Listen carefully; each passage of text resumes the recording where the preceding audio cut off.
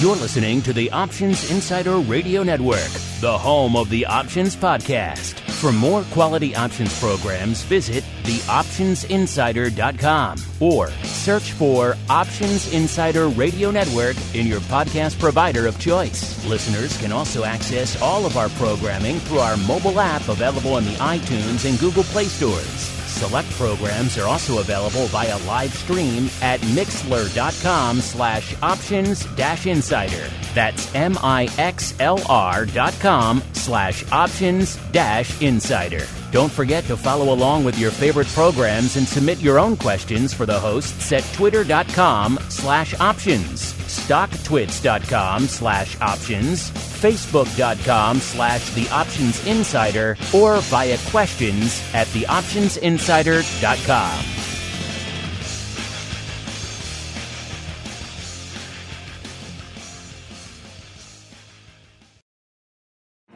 Bitcoin, Ether, Ripple, Litecoin, and more. Cryptocurrencies and other digital assets are taking the financial world by storm. This exploding market provides everything a savvy trader needs: volatility, volume, and liquidity. Provided you know how to find it. That's where we come in. Welcome to the Crypto Rundown. Each week, we'll break down the latest trading activity, trends, and developments on everything from coins to tokens, futures, and even OTC options. If it's moving the crypto markets, then you'll find it on the Crypto Rundown. Now it's time to dive into the exploding world of cryptocurrencies and digital assets. It's time for the Crypto Rundown.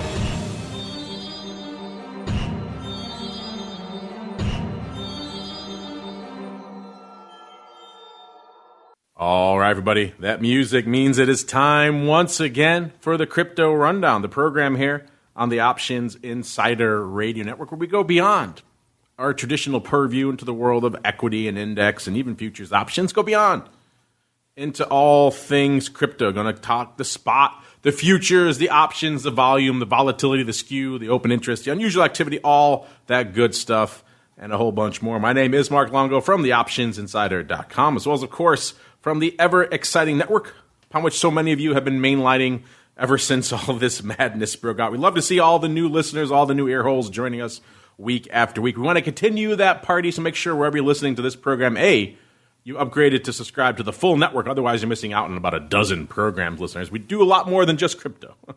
And then B, if you like what you hear, make sure you keep those reviews coming so newcomers can continue to discover this program. Keep those questions coming, too. We do love to hear from you guys. And speaking of hearing from people, let's see who we're hearing from today as we roll right on into the Crypto Hot Seat. Forget about cold storage. It's time to turn up the heat on thought leaders from the world of cryptocurrencies and digital assets. It's time to take their place on the Crypto Hot Seat. All right, everybody. Welcome to the Crypto Hot Seat, the portion of the program where we welcome on guests from throughout the world of crypto, derivatives, and indeed beyond, and proceed to pick their brains for the benefit of you, the listener. And next up in the old hot seat is a newcomer to the program and indeed to the network. He is Travis Schwab, the CEO of EVENTUS Systems. Travis, welcome to the Crypto Rundown program. Thank you so much, Mark. Nice to be here. And Travis, as we are wont to do with all of our first-timers here on the network, why don't you go ahead and give our audience a little bit of an overview of your background in the financial space as well as what it is you guys do at EVENTUS Systems.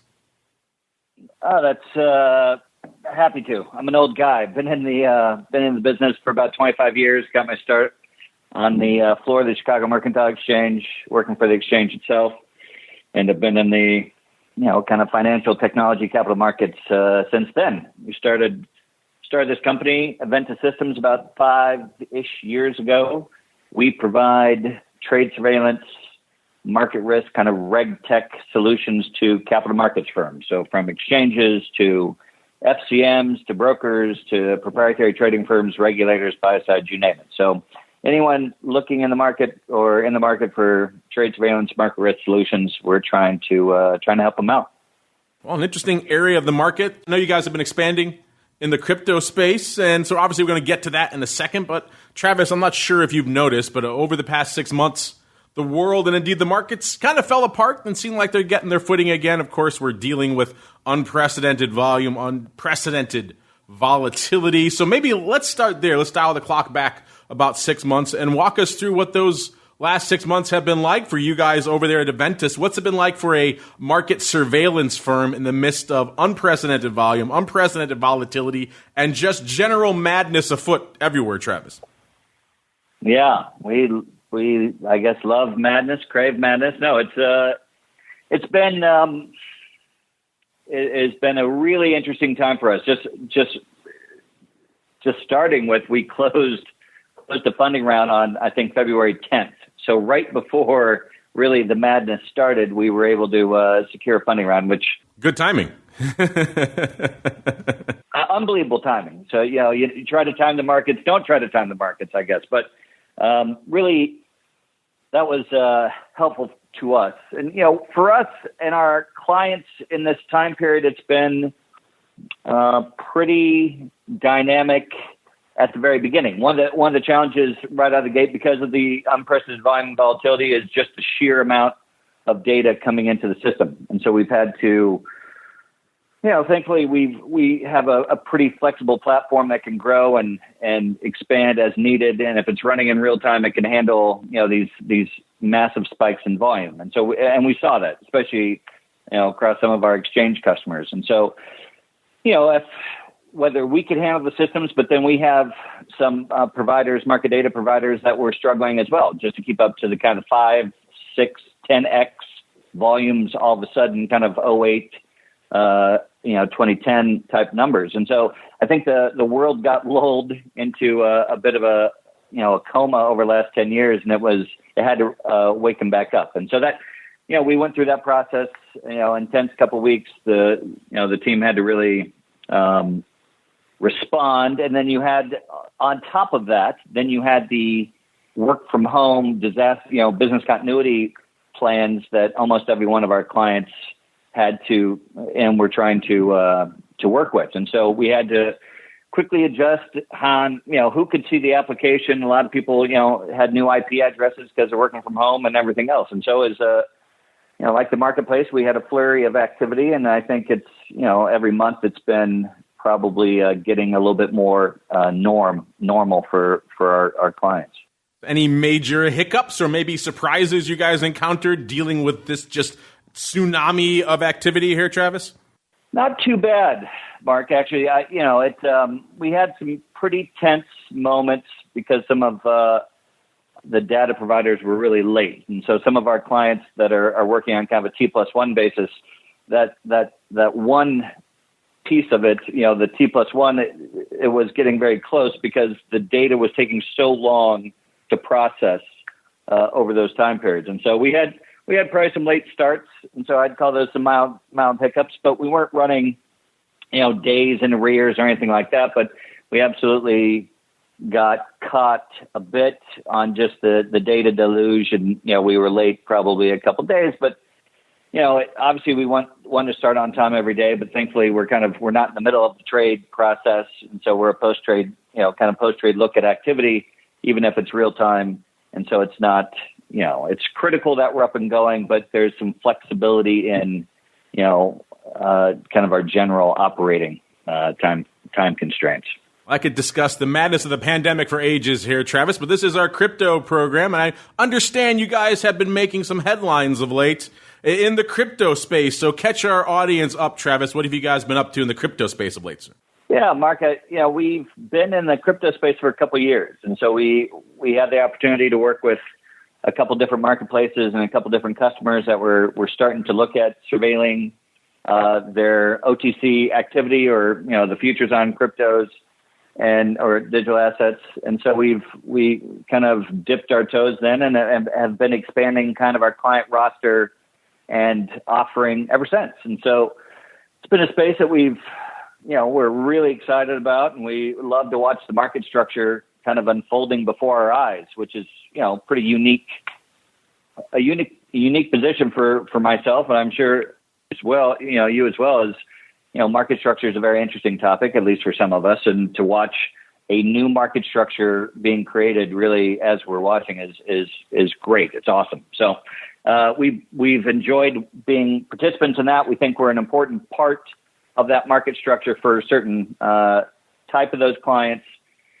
We just did a press release last week where we announced Gemini as a new client of ours, and they're part of a very nice selection of digital asset exchanges that have been customers for ours for now going on a couple of years. We've had a number of surveillance firms on the network over the years, probably most recently on our Trading Tech Talk program, talking about the different nuances of surveilling and doing market analysis in, equities and futures and more of the traditional asset classes. But now we're talking about this here on our crypto program. So that fundamentally is different and fundamentally is somewhat interesting to me because the crypto market, on its face, on its surface, was founded as this kind of anti-centralized, anti-regulatory, anti-surveillance, effectively, ethos. That's kind of the driving raison d'etre for all things crypto, at least in the early days.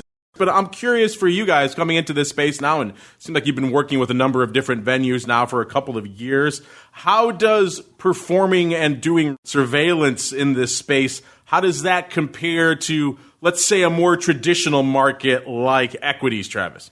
Yeah, it's an interesting time because you have still, not necessarily a bunch of settled law. You've had kind of these general trends that have happened from regulatory bodies as it relates to the digital assets. And so you had this massive rush to ICOs, and that market is effectively dead. And you have the futures market that is, based on digital assets that, is alive and growing.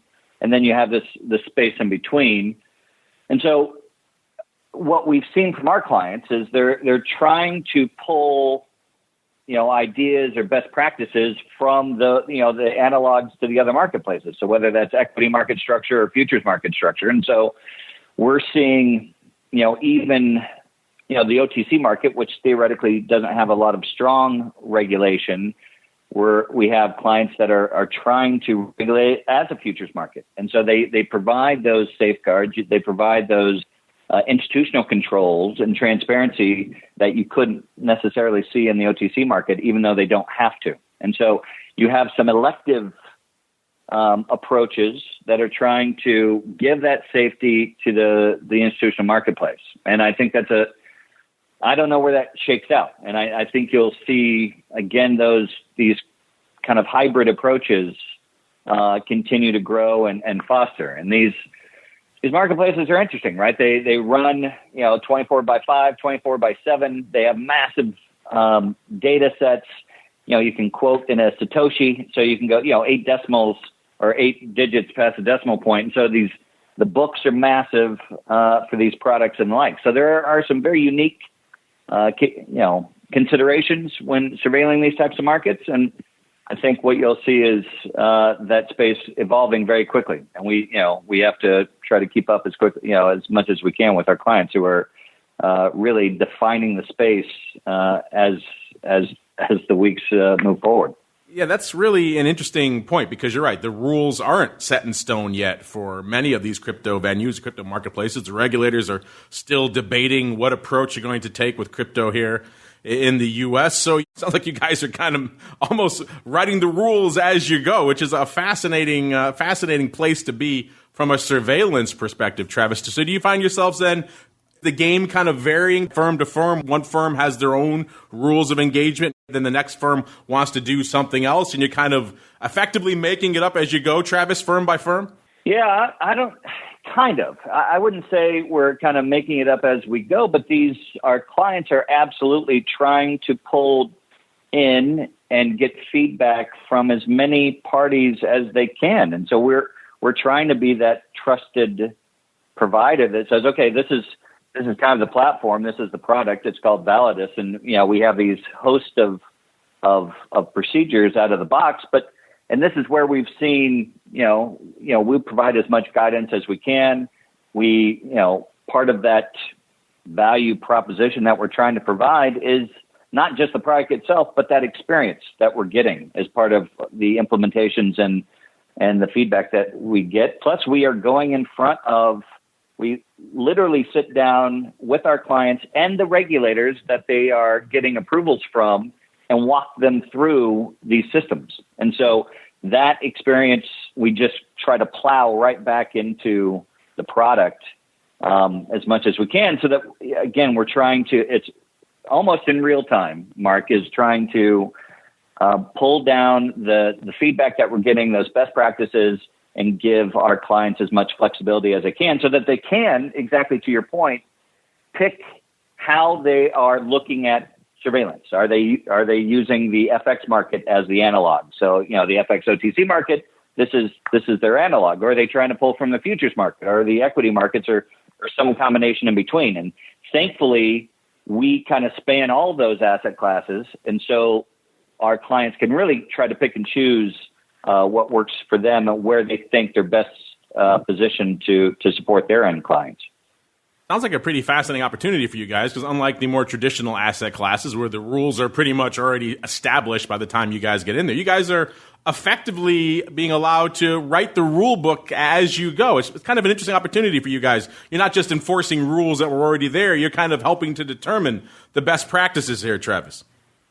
As much as we can to where, we're working, I don't want to be trite about it, but as much as we can work as a partner with our clients and sitting down saying, okay, well, this is what our equity exchange clients are using. This is what our futures exchange clients are using. And this is what our digital asset exchange clients are using. If, we can kind of pull from all those worlds and give you the kind of the solution in the way or the path that you want to try to establish going forward, because it is absolutely a kind of, I wouldn't call it nebulous, but it's still, there's movement there, Mark, as you were saying. And so we want to be as flexible as we can for those clients and, give them the product that they can respond to in a timely way.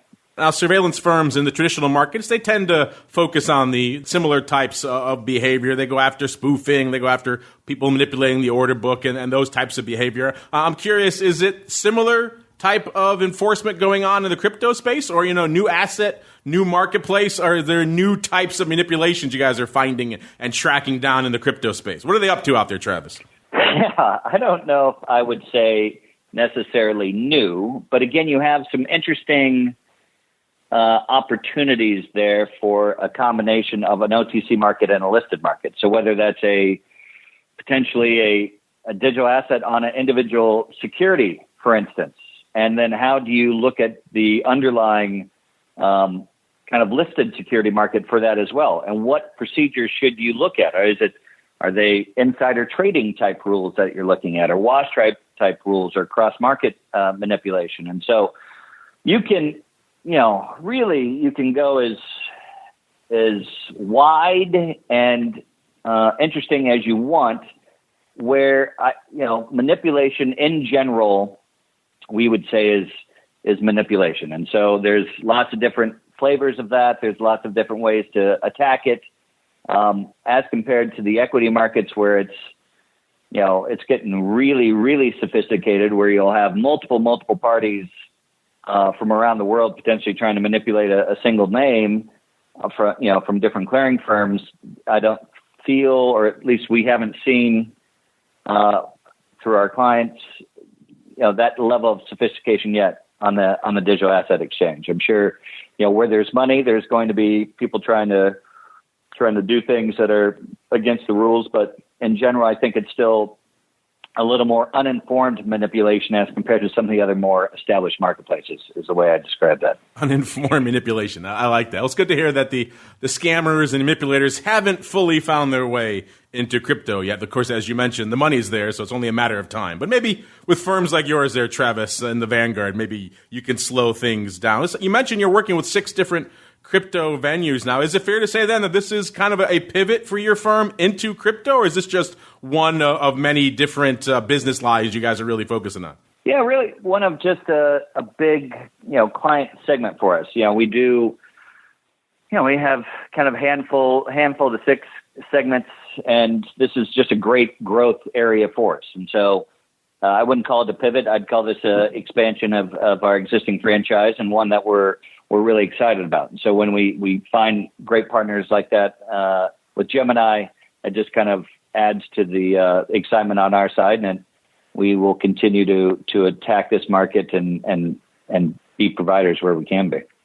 Now, obviously, the name here is Options Insider Radio Network. A lot of the surveillance firms we talk to focus mostly on the underlying, the equities and the futures and things. So is that your focus as well, or do you guys also analyze and surveil the options there, Travis? Yeah, we do. Absolutely. So, asset classes wise, we're doing equities, we're doing equity options, we do futures, digital assets, FX, even, little cash treasury trading on the fixed income side. So we are, really is going as broad, kind of as wide and as deep as we can be. We don't have a ton of clients on the option side yet, but that's a growing asset class for us as well. So no, we try to cover it all as well as we can. I've always said if ever there's an asset class that needs even more surveillance, it's the options space. You mentioned at the top of the show here, Travis, you guys raised some money heading into February. I think it was around $10.5 million in a Series A. Hey, like you mentioned, that was great timing. I think getting that done a month later would have been much more challenging. But that said, what are you guys planning for the money? What's the goal there? Is it to continue your expansion into crypto? What's the focus of the fundraising, Travis? Yeah, it really is. We're trying to scale the business, Mark, really across kind of every axis that we have. I mean, since February, we've added, and we've kind of grown 150% in people headcount, right? So across the globe. So from marketing through sales through client success, through engineering, through a little admin as well. So really trying to scale up the organization to be able to handle, especially in the digital asset space, you think of it as truly a global asset class, like a lot of them, but really it's, kind of back to what you're saying is spawned and been adopted really by every corner of the globe. And we need to be able to support that. And so that's where we're spending that money, really is scaling our business to be able to be really one of the top global providers of this type of technology, to everyone. You've increased headcount 150% during a pandemic. Well, it sounds like market surveillance and perhaps Amazon are the two growth industries of the pandemic here, Travis. Right. RegTech and shipping packages to your door are the two growth industries. Invest in maybe biomed too, I would think would be a good investment too. I noticed you have Coinbase listed as one of your investors. They're obviously also a customer of yours. Is that going to be a trend going forward, trying to get more customers to become investors to help continue to drive the analysis and the order flow to your platform? We love having people, our clients as investors. And so, we have, many clients as investors. We love getting them on the same direction that we're going, not just, is really creating that deeper engagement and that deeper relationship with them. So, as we, think about doing on that next round, when and if we do that, we'd love to have more customers get involved. And so we already do. And we, that just reinforces kind of, for us, it's a very personal thing is we want every client that we have to be referenceable. And that just, when they are, becoming investors, that just reinforces that partnership that we've tried to establish with them from day one. And so we're very honored that they've chosen to not only just use us for a critical part of their business, but then potentially invest in us as well. I guess that means they see something's going right, Travis, if they're willing to not just buy your product, but actually invest in it. I think this is a fascinating area and very little heralded area of the crypto space, Travis. I could talk about this for the rest of the show. Unfortunately, we have to keep rolling, breaking down some of the asset classes. But before we go, let's leave our audience with a little bit of a hint, a little bit of a tease. What can they expect from you guys coming down the pike at EVENTUS Systems in the coming months, Travis? No, I appreciate that, Mark. For us, it's new exchanges, new asset classes, even continue to expand our client base, our capabilities. We've been really investing in our machine learning capabilities as well, doing a lot of interesting partnerships with people on the voice surveillance side on top of that. So for us, it's kind of trying to build off the momentum that we've established over the last couple of years. So really looking forward to it and excited about what's ahead. Like I said, it's a fascinating area of the crypto space. I don't think we're done talking about it, Travis. I think we'll be talking about it again in the future as this marketplace continues to evolve. And if folks are intrigued, they want to learn more about what you guys have to offer, Travis, where should they go? What should they do? Yeah, so info@eventussystems.com. You can send an email. That's EVENTUSSYSTEMS.com. Eventussystems.com is the website. So check us out, and you can send any emails to me as well, Travis@eventussystems.com. Happy to respond. So really appreciate that opportunity to reach out, Mark. Thank you. Well, I appreciate you coming on, Travis, and we'll look forward to seeing how all these initiatives play out in the crypto marketplace in the coming months. Thank you so much. Take care. All right, and now we have to keep on rolling. It is time for the Bitcoin Breakdown. It's time to explore the latest trending activity, trends, and developments across the world's leading crypto market. It's time for the Bitcoin Breakdown. All right, everybody, welcome to the Bitcoin Breakdown, the portion of the show where we do just that. We break down what's lighting it up on the trading side of the world's leading digital asset. Of course, we're talking Bitcoin. Coming into showtime, bit of a break for the bulls this week. We've been talking about kind of an endless rampage to the upside for the past few weeks. This past week, not so much. Crypto, I should say Bitcoin, taking a bit of a rest.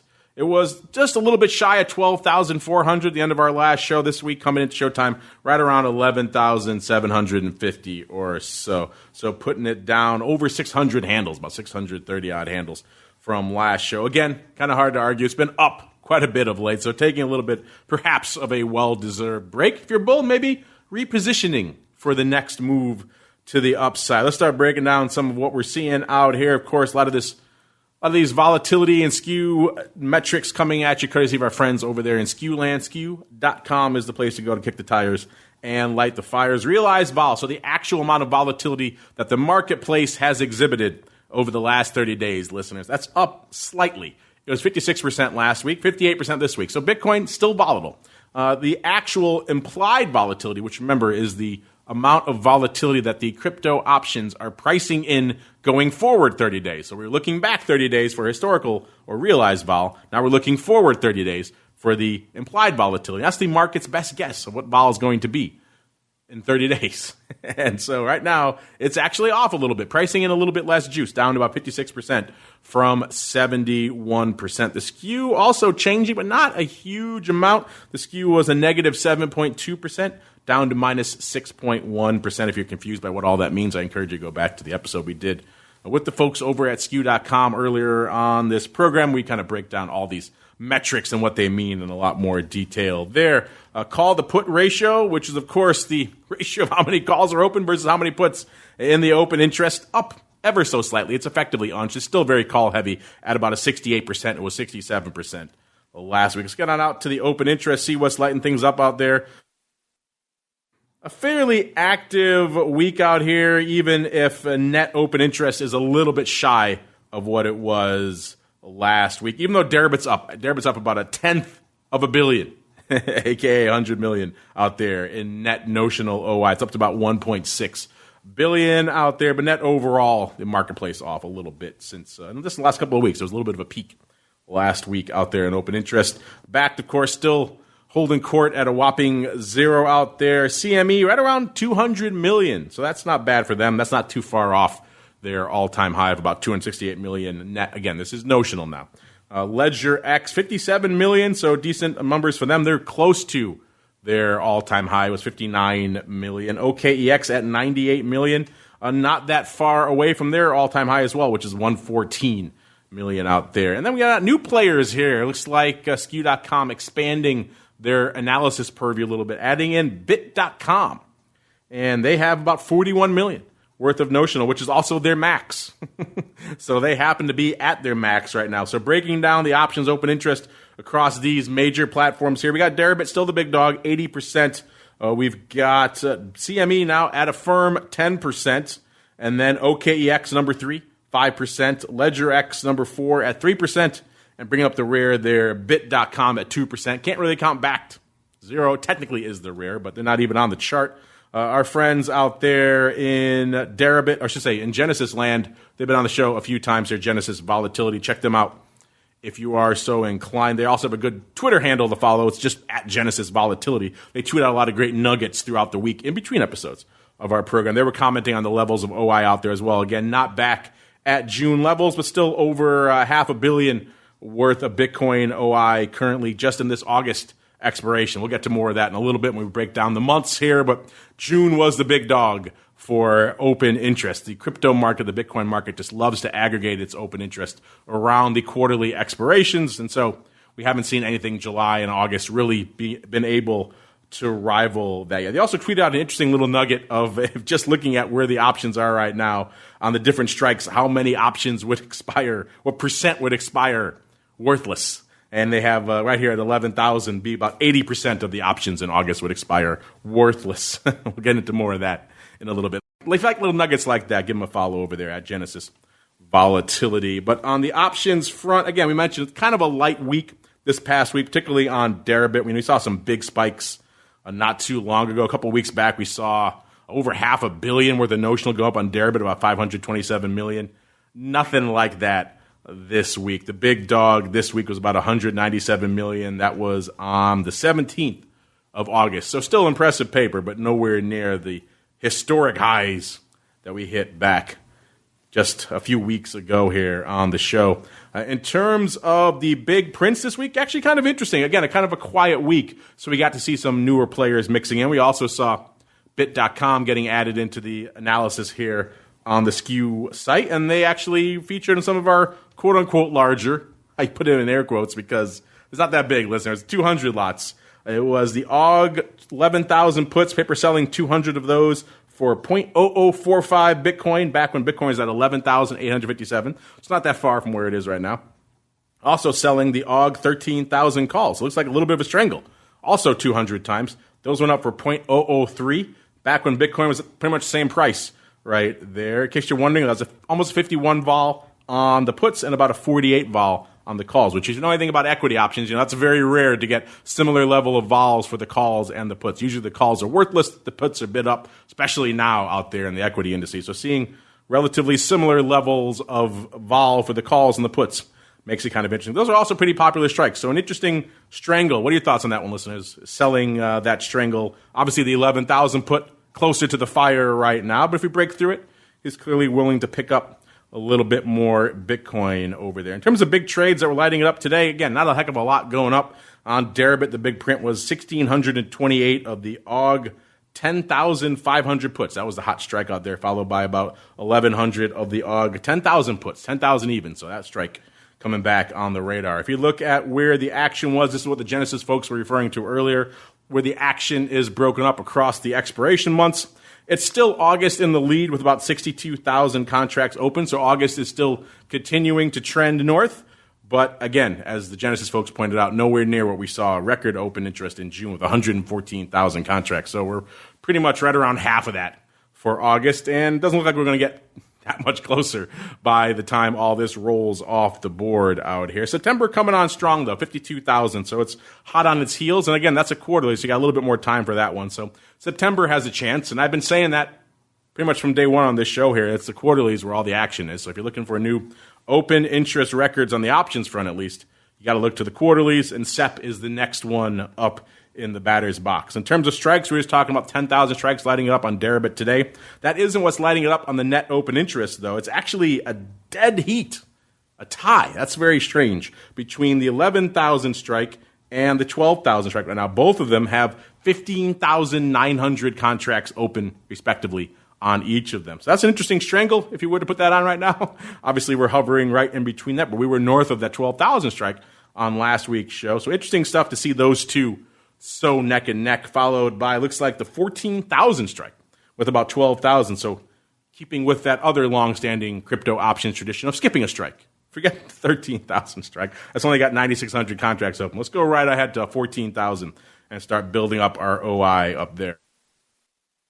Moving on out to Bitcoin options on CME. A decent week, but not a heck of a lot of paper. We talked last week about a couple hundred contracts a day. Seemed like that was the norm. This week was even less than that. Some days far less than that. So not a lot of paper lighting it up from the overall CME Bitcoin options side. On the Bitcoin futures front, a little bit of a different story. Decent day today, about 8,000 contracts. In fact, eerily similar last couple of weeks for the Friday and Thursday of the previous week. Because last week we said the Friday had about 11,500. The week before had the exact same amount. This week, at this show, 11,400. So a couple of weeks now where the Friday has been almost the exact same contract volume. Thursday, same deal, almost 6,000 this week. Pretty much the same as the last week and even indeed looks like the week before. So Thursday and Friday kind of have been moving in lockstep for the last couple of weeks, at least from a volume perspective.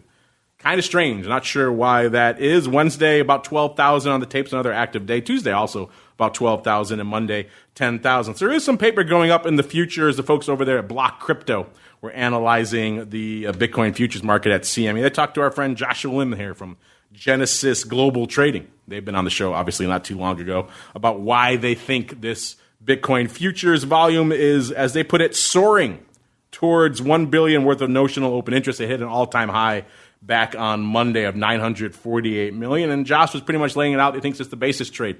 Seeing a little bit of juiciness, as he puts it, the juiciness of the basis. I like that, to the upside. So they're selling a little bit of futures, buying the spots, kind of an old school strategy, but it's certainly driving some paper over there in CME land right now. People have been speculating for a while what is driving all this paper. Some people were saying it was Paul Tudor Jones getting in to the CME product as well, but this is a much more reasonable and straightforward explanation out here as well. Check that one out over there at Block Crypto. As you head on out to our other old friend, the BAKKT volume bot. Doesn't unfortunately have a heck of a lot to report on the BAKKT front. They traded 7,239 contracts. That's decent paper. That's up about 1%. Nowhere near, again, their all-time high of about 12,000 and change. Remember, that's a 1-to-1 contract, unlike the CME contract, which has a 5x multiplier. This is 1-to-1. So what you see is what you get. 7,200 contracts is 7,200 Bitcoin. Much more straightforward from an analysis perspective. In terms of OI, actually ticking up a little bit after seeing them kind of plumb the depths to the dark side. They're getting a little bit more love. That's good to see. Up to almost 11 million, about 10.8 million. That puts it up about 9%. Again, that's another good follow out there if you want some follows in between shows. The BAKKT bot, BAKKT bot. Good place to go to get your BAKKT data. Unfortunately, again, not much of any data really to discuss on the options front, but hopefully that'll change in future shows as we keep on rolling into the altcoin universe. It's time to move beyond Bitcoin and find out what's moving the rest of the crypto marketplace. It's time to boldly venture into the altcoin universe. All right, everybody, welcome to the altcoin universe portion of the show where we break down everything going on outside of that big dog there, which is Bitcoin. Let's break down the top 10. Again, standard caveats apply. Take these market caps with a grain of salt. Number 10, Binance Coin there at about, looks like $3.2 billion. Number 9, Crypto.com. Still holding firm in the top 10, $3.3 billion. Just edging out Binance Coin this week. Number 8, Bitcoin SV, $3.7 billion. Number 7, Litecoin, still in the top 10 as well. Just a tick over $4 billion. Number 6, Chainlink. The little engine that could out there, about $5.25 billion. Number 5, Bitcoin Cash, $5.3 billion. Number 4, we jump up a bit here to Tether, $10 billion, almost even. Number 3, XRP. Tether hot on its heels at this point. Could get bumped out of the top 3, but still at number 3, a little bit shy of $13 billion for XRP. Number 2, ETH, $45.1 billion. The big dog, Bitcoin, $216 billion. It's going out to ETH. Number 2 in a lot of your hearts and minds. Number 2 from an overall options volume perspective as well. ETH taking another break after taking a break recently here. Taking another break down about, 39 handles almost exactly from our last show. Let's see what's lighting it up from an overall volatility and unusual activity and open interest perspective here. The realized vol out there is literally unched at about an 81%. Again, that's going back 30 days. Listen, let's go forward now 30 days, see what the future is predicting from an implied vol perspective. That's down as well. It was 103%, so very frothy, very volatile last week. Listeners, this week it's down to about an 86%, so down almost 20 points from last week. So that vol is coming in pretty firmly in ETH options land. The average daily volume ticking up ever so slightly. It was 30 million even on the last show. This week it's about 33 million or so out there, so not a heck of a lot of change out there. The big spike we saw this past week was 46 million worth of notional. That was on the 21st. Again, that's nowhere near the big spike we saw a couple of weeks ago back on August 14th. That was 66 million. That was the big dog out there. This week, not so much. 46 million. Active week, decent week, but can't really compare with what we're seeing out there from an overall volume perspective of a couple of weeks ago. Let's look at the numbers here. Again, break it down a little bit more here on DEREBIT. Again, kind of not the most active of weeks. OI looking pretty firm out there, though. We saw a high of OI back in June of about 165 million. Kind of blown the doors off that these days. This recent run in ETH has really contributed to a lot of growth of open interest. There's about a 413 million open on DEREBIT right now. That's actually down a little bit from last week. Last week had about almost 430 million. OKEX has about 34 million as well, also down a little bit from 39 million. So obviously a little bit of ETH options coming off the board over the past week, but still obviously well north of 2x what the highs were from open interest, at least back in June. Let's head on out to Ripple. Ripple, another one, kind of giving up some of the love, the shine that it had not too long ago. Was north of the 30 handle last week, 30 cents at least.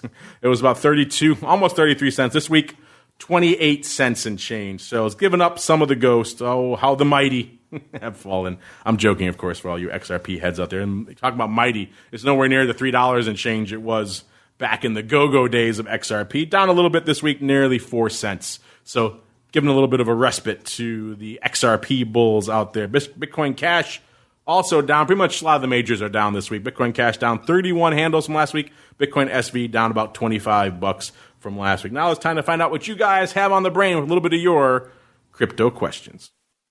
You've got questions about crypto.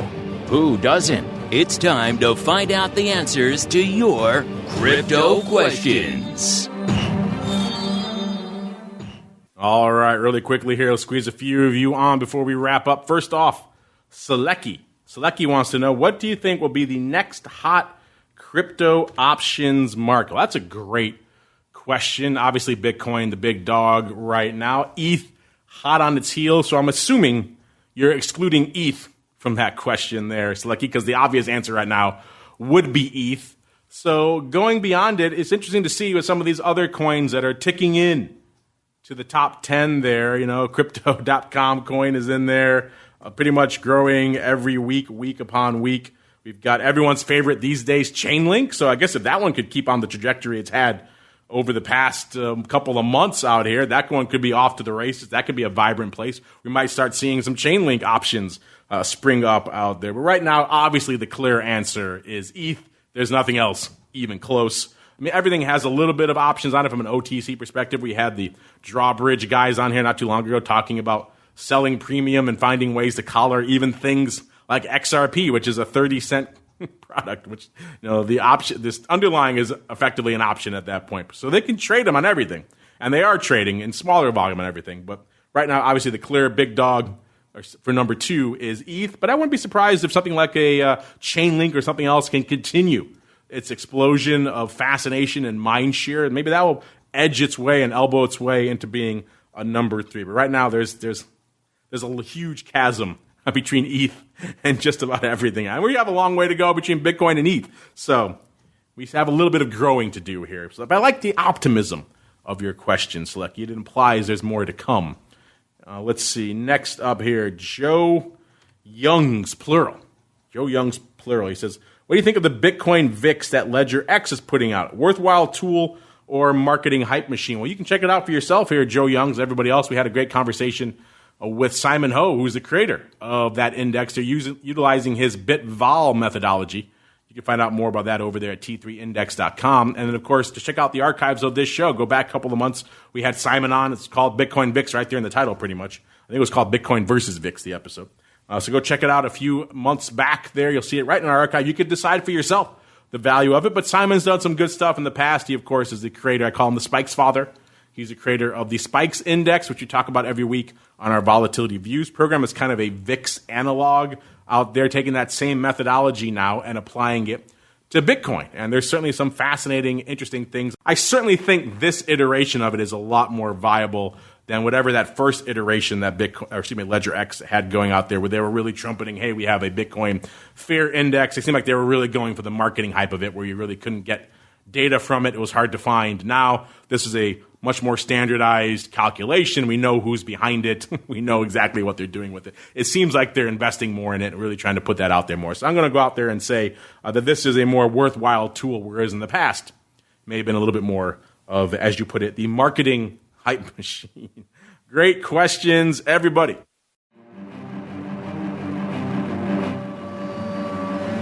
All right. Unfortunately, that music means we've come to the end of another epic sojourn through the world of all things crypto derivatives. Had a great chat with Travis and the folks over there at EVENTUS. Check them out if you are so inclined. It's a fascinating area. It's not an area that really gets discussed quite a bit, but the regulation and surveillance side of crypto is extremely nascent and a huge growth area out there as they're effectively writing the rule book as they go, because there isn't one yet for crypto, which makes it exciting. I have a feeling we'll be talking about that more in the coming months. Of course, talked about all things that are trading out there in Bitcoin and ETH and everything else in between. Answer some of your questions. Hope you guys are enjoying it. If you missed any of it or any of our programs recently, check out the archives. They're all there, theoptionsinsider.com, or wherever you get this fine programs, Apple Podcasts, Google Podcasts, Spotify, Stitcher, our app, you name it. Of course, wherever you listen to it, if you like what you hear, make sure you leave a review so others can continue to discover this fun program. And we'll see you back here throughout the week for more great shows. The advisor's option hitting us this week,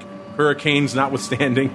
We've got OPR coming back, got boot camp again, a great interview tomorrow about all things volatility futures coming up on the network tomorrow, and all things coming forward, rolling it through till next Monday with more of the Crypto Rundown.